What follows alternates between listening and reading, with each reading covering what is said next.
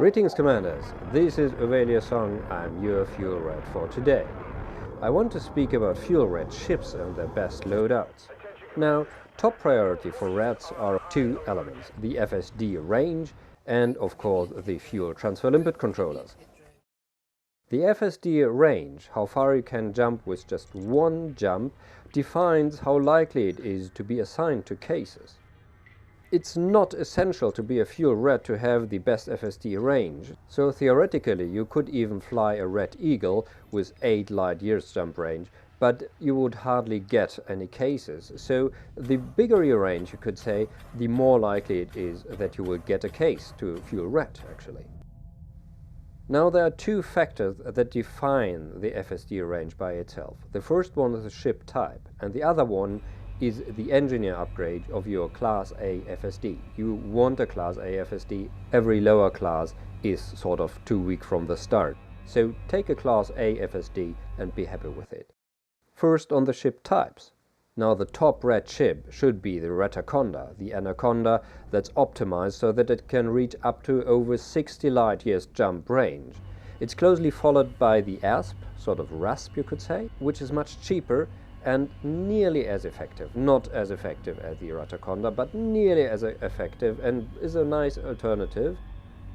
While you would almost get more range out of a Diamondback Explorer than an ASP, the Diamondback Explorer has much less internals, although a better range, so I think the ASP might be the smarter choice, even if you would get farther with the DBX. Then of course there's the glorious Rataluga. It hardly hits 40 light years even engineered, but it's just ratting with style.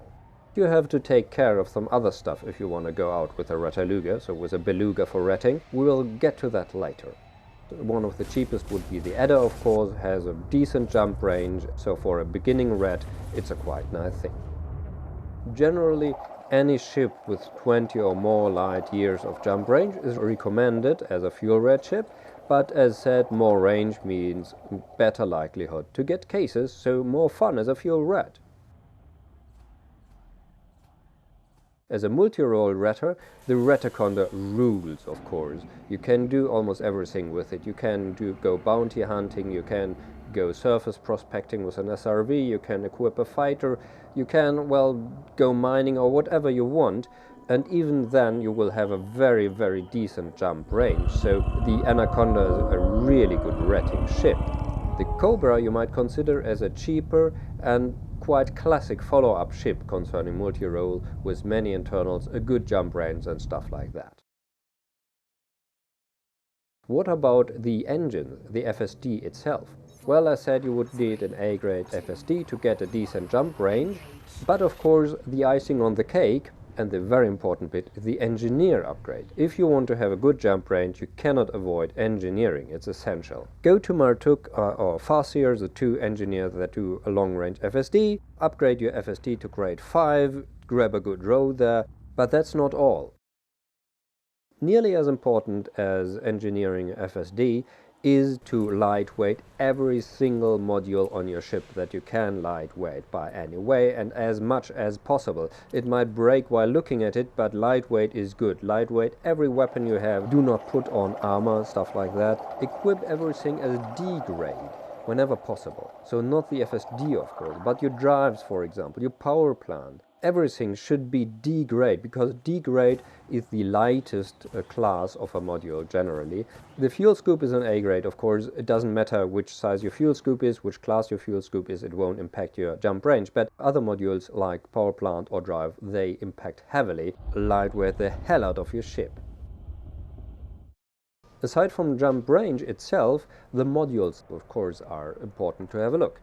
Well, first of all, don't forget to equip a fuel transfer limpet controller, because without a fuel transfer limpet controller you won't be able to fuel rat, of course. And first and foremost, when you have done that, equip limpets, because nothing is more annoying than popping in on a client and finding that you are unable to fire fuel due to a lack of limpets. You will get a loft there down in Walheim in the Red Cave, but it's not really what you want to achieve there. So equip limpets and check after changing your ships whether you still have enough limpets equipped to be a fuel rat. So when you are in a station, go to advanced maintenance, go to restock and check whether you have enough limpets. It's really important. And well, now and then rats do forget and get a big laugh. You might also consider to get a spare tire, so-called extra fuel tank.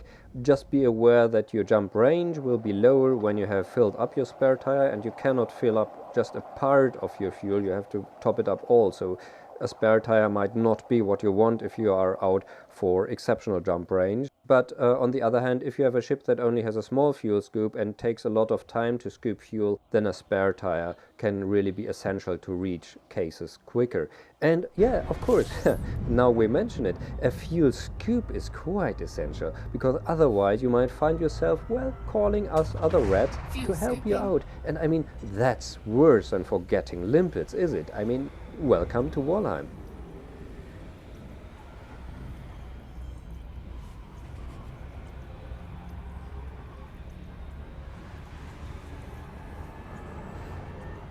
Warning, temperature critical.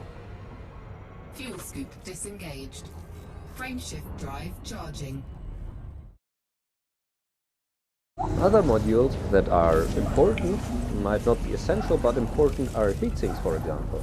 They might come in handy if you are called to a tactical phase plant where you just fly into the exclusion zone of a star and drop directly at a client, or try to drop as close to a client as possible, essentially in a very hot zone, so you might need the heat sinks to get your ship down to operating temperature again, otherwise your modules might just burn out. This is especially the case if you are flying the glorious Rettaluga, because that beluga ship just tends to overheat even on a normal FSD spool up, so heat sinks might be a really smart idea to equip.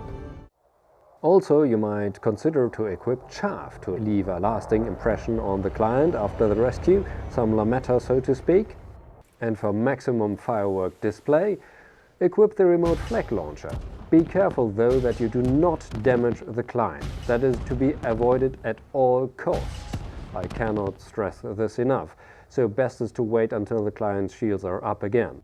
On the pro side, the flag launcher's yield is very small, so even if it explodes right in your face, you will take almost no damage as long as your shields are up. Even so, as said, avoid it at all costs to damage your client. Just make sure that you hold down the trigger long enough that the remote flag launcher shell can gain enough distance before explosion, and well, point your ship away from the client, that you do not shoot at him or her.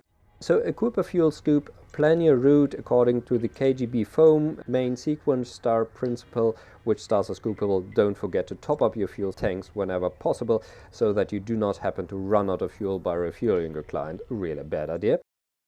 Aside from modules and the technical side, there are some tricks how you can enlarge your jump range even further.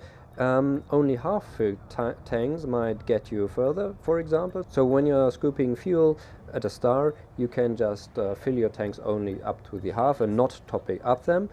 That needs experience, so that you do not run out of fuel when you finally reach your client, of course. So be careful when doing that trick there.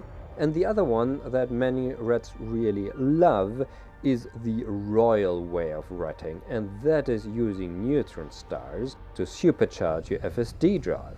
Be careful though, you won't be the first rat getting roasted well done if you're not really careful. But well, we are rats, we love long ranges, we will get roasted if required. So just grab the next neutron star on your way and let your FSD get overcharged like hell. Well, that's about it for now. Maybe I will do another tutorial on fuel ratting later. Go grab your nice rat ship, join us on Rat Chat on fuelrats.com, get out, rescue clients, send them fuel, and enjoy this wonderful game.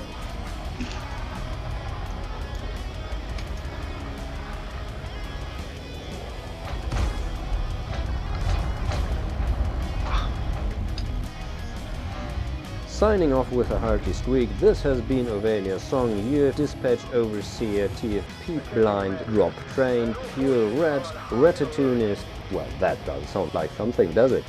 Fly safe, don't forget not to run out of fuel.